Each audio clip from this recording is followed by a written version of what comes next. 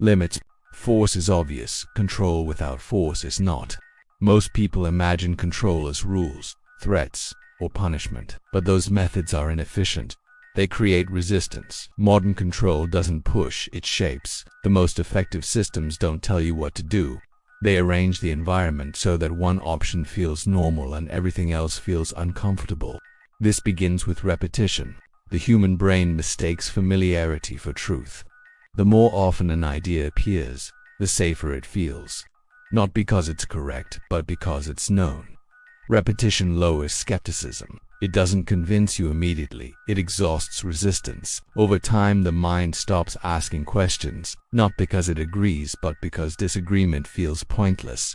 Environment plays a bigger role than intention. When choices are limited, people adapt quickly, not by rebellion, but by rationalization. The mind explains the situation in a way that reduces stress. This is normal, this is how things work. There's no alternative. Comfort replaces curiosity.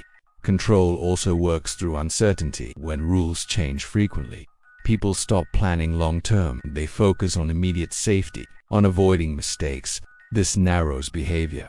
Under uncertainty, people look for signals. What others are doing, what seems acceptable. What avoids attention, the group becomes the guide. Silence becomes agreement. Inaction becomes consent. The most powerful form of control doesn't demand obedience. It rewards alignment, approval, belonging, stability. These rewards are subtle, but deeply motivating, because exclusion feels like danger to a social brain.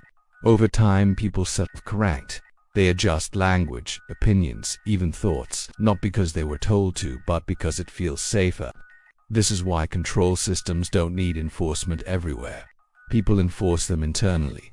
The mind protects itself from conflict by adapting beliefs.